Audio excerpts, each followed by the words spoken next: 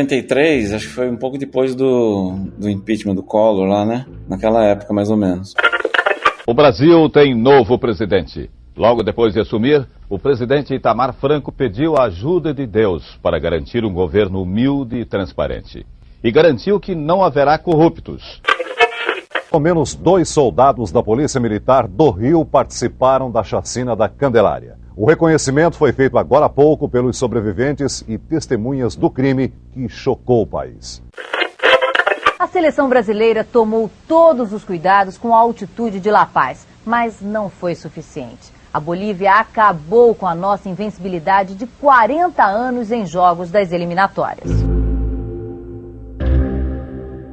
Na Folha, quer dizer, a gente fazia todo tipo de cobertura, né? E essa cobertura foi bastante complicada e difícil.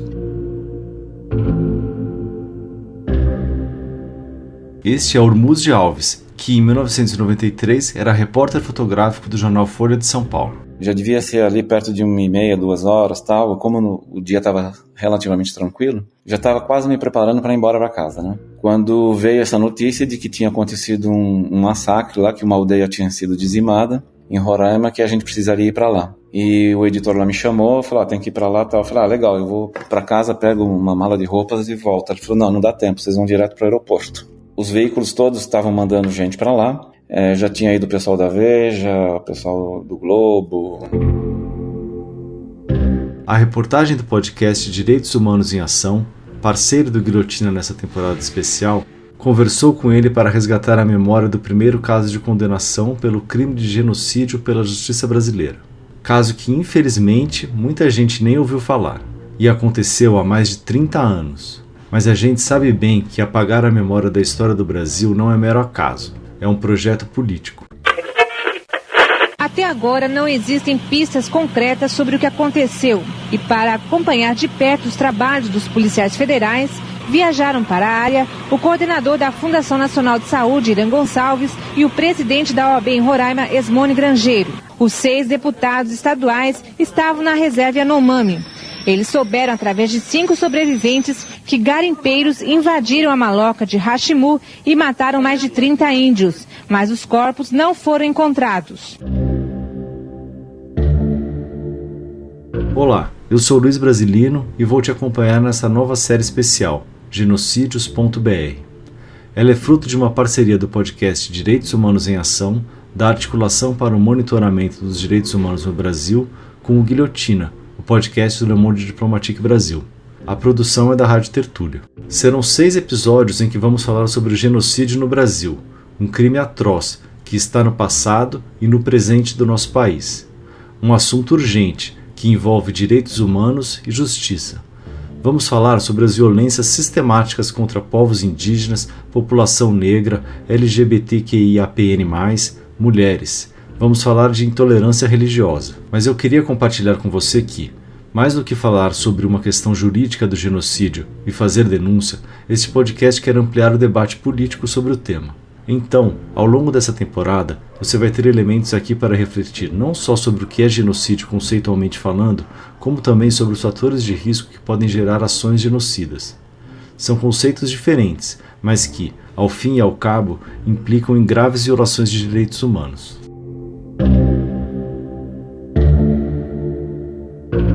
Neste episódio de estreia, o assunto é um caso emblemático na história do Brasil e da justiça, o massacre de Hashimu, um crime de genocídio cometido contra indígenas Yanomami em 23 de julho de 1993, na Serra da Parima, região de Roraima, perto da fronteira com a Venezuela, em meio à floresta amazônica.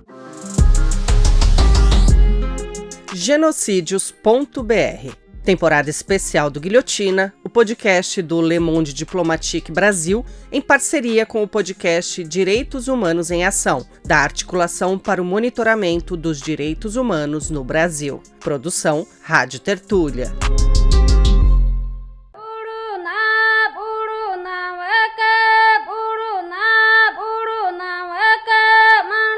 Nossa reportagem conheceu o fotógrafo Hormuz durante o trabalho de pesquisa para este podcast. Em diversas matérias da época, aparece o nome dele nos créditos das fotos. E uma em especial rodou o mundo. É a fotografia em que o líder indígena Yanomami, Davi Copenaua, aparece com o corpo todo pintado de preto. É a estética simbólica que os indígenas usam para se transformar em guerreiros, no caso, por conta do que havia acontecido em Hashimu dias antes. Essa foto é do primeiro dia da chegada do Hormuzd à selva para a cobertura jornalística. Repórteres de outros veículos estavam junto com ele. Então é bem complicado, porque chegar num território completamente estranho, né? Com uma cultura completamente estranha também, embora conhecesse alguma coisa, lesse, você ter contato e estar ali junto é outra coisa, né? Bom, e de repente, enquanto a gente tentava descobrir o que ia rolar ali, apareceu o Davi Copenaua e mais 6 guerreiros pintados de preto. Eles saíram do meio do mato, né? Vindo em nossa direção. E aí foi aquela correria, né? Os fotógrafos todos, é lógico, vão, né? Põe a grande angular ali e sai fotografando, né? Antes de saber o que está acontecendo. E como eu reconheci o Davi ali no meio, eu fiquei meio focado nele, né? E aí as coisas foram acontecendo de uma maneira que eu fui fotografando, até que apareceu aquela foto. Então eu peguei os meus filmes e entreguei pro piloto do avião, que me levou. Os filmes foram embora e eu só fiquei sabendo o que aconteceu uma semana depois, porque eu fiquei essa semana inteira lá no mato. Nesse período que a gente estava lá, não tinha informação, né? E era um outro momento, assim, não tinha WhatsApp, não tinha essas coisas de comunicação muito rápida. Se você não conhece ou não está lembrando dessa foto, pausa o áudio agora e vai até a descrição deste episódio no seu tocador de podcast. A gente deixou ali o link dessa imagem. E depois volta aqui para eu continuar te contando essa história. Quando a imprensa ficou sabendo do massacre de Hashimu e foi lá apurar, já se passava quase um mês do dia do crime. Oficialmente foram contabilizados 12 mortos, todos a tiros ou a golpes de facão. Entre as vítimas, adolescentes, crianças e um bebê. No documentário Davi contra Golias, Brasil Caim, de 1993, Davi Copenaua conta o contexto do massacre.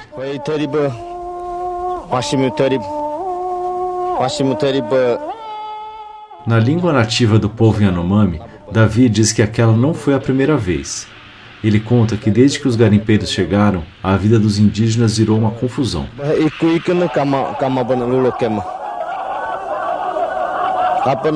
Ele diz que os garimpeiros se fizeram de amigos. E conta que os indígenas de Hashimu visitavam o acampamento dos garimpeiros para trocar comida, mas que os brancos os enganaram e os atacaram, matando 4 indígenas. Depois, os Yanomami decidiram vingar essas mortes e mataram um garimpeiro. Davi Copenaua conta que foi por isso que, abre aspas, os brancos atacaram eles de novo. Eles estão destruindo nossa floresta e a nós também, fecha aspas. Enquanto faz esse relato, Davi mostra uma foto em que estão lado a lado indígenas carregando, cada um, uma cabaça, onde estavam justamente as cinzas dos mortos do massacre. Foi esse grupo que conseguiu fugir pela floresta e denunciar o que estava acontecendo em Hashimu. Esses indígenas então chegaram à região de Totobi, onde não havia garimpeiros. Ali conseguiram denunciar o crime, que depois chegou à mídia. É nesse contexto que Davi e outros indígenas apareceram pintados de preto como guerreiros, ali onde estavam concentrados os repórteres para a cobertura do massacre. Naquele momento foi tirada a foto de Davi pelo fotógrafo da Folha.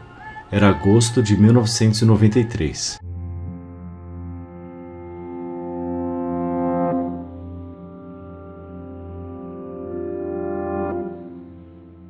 Hashimu é o nome de uma aldeia, né, Yanomami, onde aconteceu um massacre em 1993 de 12 indígenas, né, que morreram depois de um ataque de garimpeiros à área, né.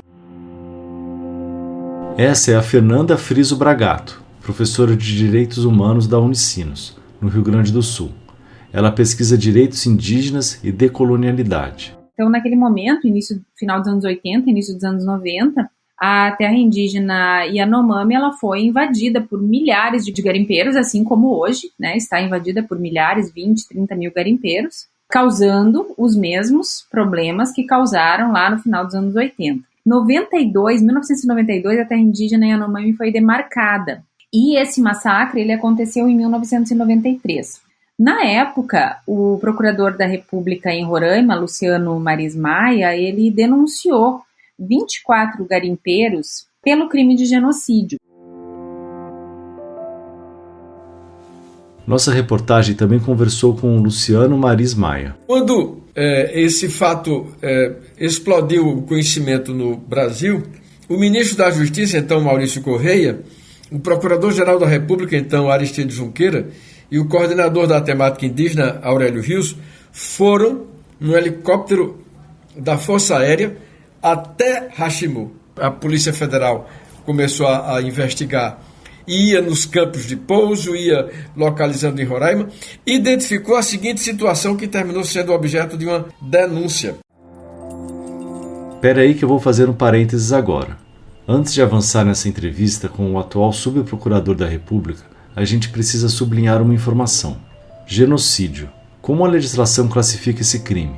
Quais são os critérios para definir um crime como genocídio? A Fernanda explica o que consta na Lei 2889, de 1956, assinada pelo então presidente Juscelino Kubitschek. Juridicamente falando, o crime de genocídio, ele é um crime extremamente complexo, né? No sentido assim de que ele pode ser cometido de diferentes formas, né? Que formas são essas? Pode cometer genocídio matando membros do grupo, causando lesão grave à integridade física ou mental dos membros do grupo, portanto aqui não precisa haver nenhuma morte, por exemplo, submetendo intencionalmente o grupo à condição de existência capazes de ocasionar-lhes a destruição física total ou parcial, aqui, por exemplo, não precisa haver um homicídio, um assassinato também, adotando medidas destinadas a impedir os nascimentos no seio do grupo, por exemplo, esterilização forçada, e aqui nós não estamos falando também em assassinatos, em matanças ou chacinas, e, por fim, por meio da transferência forçada de crianças de um grupo para o outro. Então, matar membros do grupo é uma das formas pelas quais se pode praticar o genocídio. Tá? As pessoas confundem massacre com genocídio, e não é, eles não são sinônimos. Na verdade, um massacre, como foi Rachimu, pode se configurar genocídio, ou não. Existem outros elementos necessários para a configuração do genocídio. O primeiro deles é quem são as vítimas. Não é qualquer pessoa ou qualquer grupo que pode ser vítima de genocídio, mas tão somente grupos nacionais, étnicos, raciais e religiosos. A Convenção do Genocídio, ela não define o que sejam esses grupos, mas os tribunais, assim, na tentativa, né, de identificar esses grupos protegidos, frequentemente se valem das definições do Tribunal Penal Internacional para Ruanda, que então conceituou, que trouxe um conceito, né, sobre esses diferentes grupos que são as vítimas potenciais do genocídio, ou também chamados grupos protegidos. Mas outro elemento importante do genocídio é que, além dele ser praticado por aqueles diferentes atos que precisam ser dolosos, ou seja, tem que se ter a intenção, né, de matar, tem que ter a intenção de, por exemplo, esterilizar, tem que ter a intenção de fazer. Além disso, esses atos pelos quais se pratica genocídio, eles têm que ter uma intenção especial. Ou seja, esses atos têm que ser praticados contra grupos protegidos com a intenção de destruir o grupo no todo ou em parte. Não é fácil de provar isso. Bom, deu para entender bem o conceito, né? Então vamos voltar ao caso de Rachimu e a entrevista com o Luciano Marismaia. A gente escuta isso no começo da história do Brasil, que os portugueses chegaram e, para se aproximar dos índios, ofereciam presentes, mimos, bugigangas era a expressão que a gente usava. Então, os garimpeiros também usavam uma estratégia assemelhada.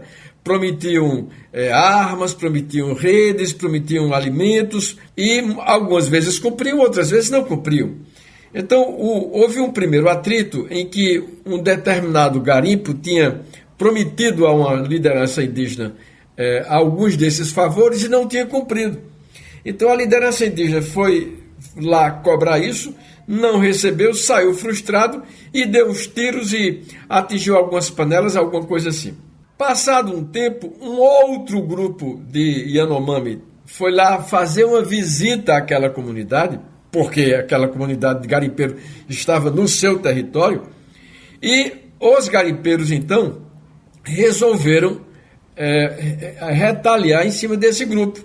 Então chamaram os 6 índios para uma caçada, mataram 4 desses índios, atiraram nos outros 2 que escaparam e foram contar o que tinha acontecido. Quando os índios foram contar o que tinha acontecido, juntaram-se e realizaram uma chamada expedição de retaliação. Atacaram o acampamento de garimpeiros e atingiram um determinado garimpeiro. Em razão dessa morte, todos os garimpeiros da região se organizaram e meticulosamente identificaram que armas tinham e saíram marchando durante 2 dias e 2 noites até localizar a comunidade dos Yanomami de Hashimu. E abriram fogo indiscriminadamente com tiros de espingarda, de revólver e também arma branca, facão, faca, etc. e tal. E nesse sentido, há um relato de que 12 pessoas foram mortas, sendo mulheres e crianças. Pessoas que os garimpeiros jamais tinham visto, não conheciam. Essas pessoas nunca tinham feito nada contra os garimpeiros, sequer sabiam da existência desses garimpeiros por lá. Eu estou contextualizando isso porque os garimpeiros viam os índios como os índios, os Yanomami, e os índios viam os garimpeiros como garimpeiros. Ou seja, era um grupo rivalizando contra outro grupo. O genocídio é uma negação absoluta do direito do outro existir. E a vinculação do público-alvo não é feita em razão daquele indivíduo que sofreu ter feito algo individualmente, mas de coletivamente pertencer a uma classe de pessoas que é identificada como inimigo. E um inimigo que não merece o direito à vida, não é reconhecida a humanidade. E é justamente essa prática de evidente processo de desumanização de um grupo que abre espaço para o crime de genocídio. Afinal, fica, entre aspas, mais fácil praticar violência contra esse grupo. E no caso de Hashimu, o Ministério Público entendeu que os garimpeiros quiseram eliminar os indígenas pelo fato de serem Yanomami. Ao todo, 24 garimpeiros foram denunciados pelo crime de genocídio em Hashimu, mas como eles costumavam usar apelidos, só foi possível identificar 5 deles. Aliás, além de genocídio, eles foram denunciados por associação para o genocídio, garimpo ilegal, contrabando, ocultação de cadáver, crime de dano e formação de quadrilha. Em 1997, foram condenados a 20 anos de prisão Pedro Emiliano Garcia, Eliésio Monteiro Neri, Juvenal Silva, João Pereira de Moraes e Francisco Alves Rodrigues. Mas, em seguida, houve recursos e reviravoltas até a condenação definitiva por genocídio. O caso foi até o Tribunal Regional Federal da Primeira Região. E um desembargador federal fez apenas a seguinte pergunta: houve morte? Sim, houve morte. Mas se houve morte, então não é genocídio, é homicídio. E se é homicídio, a competência do Tribunal do Júri. Eu anulo essa decisão. Foi então que nós recorremos de 2 maneiras.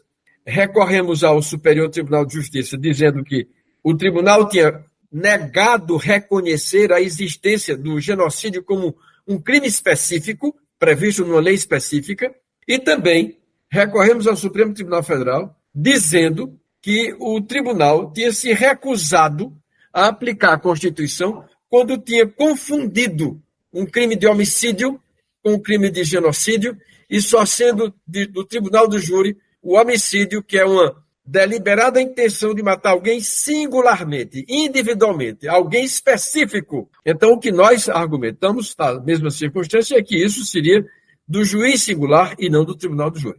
O caso foi ao STJ e o STJ disse: o Ministério Público tem razão. E, posteriormente, também o Supremo Tribunal Federal disse assim: o Ministério Público tem razão, porque o Ministério Público não fez acusação de homicídio e, portanto, não podia haver um julgamento por homicídio, já que não tinha havido uma acusação por homicídio. A decisão por unanimidade pelo Supremo Tribunal Federal foi tomada em 2006 e encerrou o caso, mantendo a condenação inicial da Justiça Federal de Boa Vista. Um marco histórico na justiça brasileira, já que foi a primeira vez em que uma alta corte sustentou a ocorrência de genocídio no país. O massacre de Hashimu não é um fato isolado, e não é coisa do passado. O massacre de Hashimu é presente, é vivo, inclusive nos sonhos dos indígenas que sobreviveram, como relatou a antropóloga Hannah Limuja no episódio 214 do Guilhotina. No trabalho de campo com os Yanomami para a tese de doutorado dela, que foi defendido em 2019, Hannah mergulhou nos sentidos dos sonhos para os Yanomami justamente na região do rio Tototobi, para onde os indígenas fugiram logo depois do massacre. Quando eu fiz A minha pesquisa eu fiz numa comunidade, Biaú, que hoje não existe, mas tinha lá, por exemplo, 2 sobreviventes de Hashimu, que foram 2 meninas. Eu sempre faço questão de falar sobre isso, porque eu acho que não dá pra gente esquecer o que foi Hashimu, sabe? Quem não sabe precisa saber. E disso sobraram 2 sobreviventes, né? E 2 meninas, na época, tinham 6 e 5 anos, que eram irmãs, foram parar na região onde eu fiz a minha pesquisa e, coincidentemente, na Maloca. Então, tinha uma menina, que hoje já é uma mulher, já é mãe, né? Que ela me contava dos sonhos dela, de como ela tinha perdido, de como ela tinha perdido os parentes, né? E tem esse sonho com os mortos é muito recorrente e é muito comovente, né? Como você pode imaginar, pra gente, quando a gente tem esse tipo de sonho. Só que ela me falava, eu não sabia que ela era uma sobrevivente de Hashimu.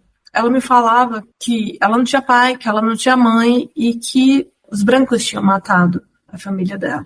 E aí foi quando eu comecei a querer saber mais e descobrir por outros, né? Porque você nunca pergunta para a pessoa sobre os seus mortos, né? A morte, assim, falar sobre o morto é um tabu. Então, de maneira indireta, conversando com as outras pessoas, eu descobri que ela era de Hashimu e que ela tinha perdido os pais justamente nesse massacre. O caso do massacre de Hashimu também é fundamental para pensarmos o futuro. É o que alerta a professora Fernanda Friso Bragato. Então, grupos que já foram vítimas de genocídio, eles são mais suscetíveis a serem vítimas de genocídio de novo. Então, a reparação, ela precisa ir além da punição. Ela precisa olhar para o futuro. Ela precisa pensar como proteger essas populações de futuros genocídios. E os Yanomami são um caso, né? Aqui, o que aconteceu? Não adianta só punir os garimpeiros aquela vez, né? Porque o fator de risco para genocídio é justamente a presença dos garimpeiros na área. O que aconteceu de 2015 para cá? A área foi novamente invadida. E ao som do canto de Davi Copenau em Ritual Yanomami, chegamos ao fim deste primeiro episódio. Lembrando que o massacre de Hashimu é um dos 2 casos em que houve condenação por genocídio no Brasil até hoje. O outro foi o massacre do Boca do Capacete, contra o povo indígena Ticuna, no Amazonas, ocorrido em 1988. 4 indígenas morreram e outros 10 foram declarados desaparecidos. Mas no caso desse massacre, após reviravoltas na justiça, Oscar Castelo Branco, acusado de ser um mandante, acabou absolvido, e os outros condenados tiveram redução nas penas por crime de genocídio.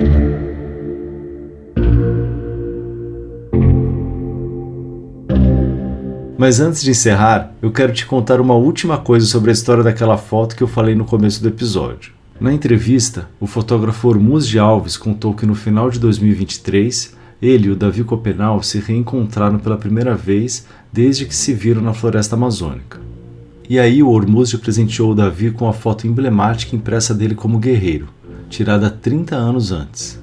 Eles dividiam a mesa de uma palestra para universitários de Roraima sobre o massacre de Hashimu. E ele contou para a nossa reportagem sobre esse reencontro emocionado. Porque agora eu encontrei o Davi lá nesse evento, né, que teve em Boa Vista, e eu queria entender um pouco do ponto de vista dele, porque que ele gostou da foto, porque eles usaram na capa do livro do próprio Davi e do Bruce Albert, na versão francesa, né? Aí eu achei fotos dele segurando o livro. Quando ele foi para a Flip em Paraty, 2017, se não me engano, ele projetou a foto ficou projetada ali enquanto ele falava e tal, né? E no terceiro dia desse evento que eu fui, o encerramento foi com ele, e depois me apresentaram para ele e tal, e eu entendi por quê. Bom, depois, conversando com o Davi Copenau, eu descobri que aquela foto para ele tem um significado muito grande em termos da presença dele como líder indígena, sabe? Ele falou, olha, esse dia eu chorei muito. Foi porque quando ele chegou lá, ele viu os parentes mortos, aquela coisa toda. Falei, isso aqui é a prova de que eu estava lá. Bom, que ele tinha se pintado de preto, que ele estava lá como guerreiro, porque aquilo era simbólico, né? Lógico, ele não ia sair por aí guerreando com ninguém, mas que ele estava lá em defesa do povo dele, né?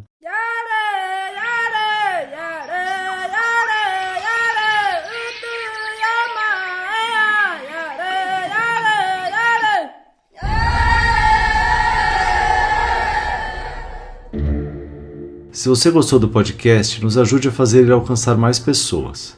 Recomende aos seus amigos, família e divulgue nas suas redes sociais.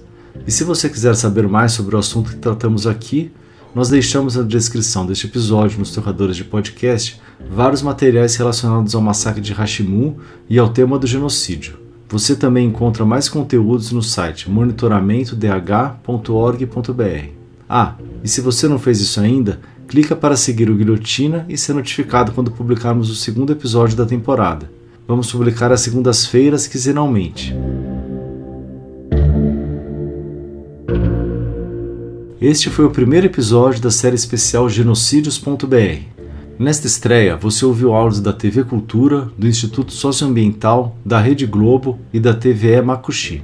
Essa temporada é uma parceria do podcast Direitos Humanos em Ação, da Articulação para o Monitoramento dos Direitos Humanos no Brasil, com o Guilhotina, o podcast do Le Monde Diplomatique Brasil. A produção é da Rádio Tertúlia. O podcast Direitos Humanos em Ação, assim como todo o restante do projeto DH em Ação, é uma iniciativa da Articulação para o Monitoramento dos Direitos Humanos no Brasil. A coordenação é realizada pelo Movimento Nacional de Direitos Humanos, pelo Processo de Articulação e Diálogo para a Cooperação Internacional e pelo Fórum Ecumênico ACT Brasil. Eu, Luiz Brasilino, fiz a apresentação. O roteiro, produção, reportagem, edição e sonorização são de Beatriz Pasqualino, da Rádio Tertúlia. A concepção e coordenação desta série são de Manuela Nunes, Enéas da Rosa, Gilney da Silva, da AMDH e da Beatriz Pasqualino. A identidade visual e as artes são da Nana Tarik, do Le Monde Diplomatique Brasil. Obrigado pela audiência e até o próximo episódio.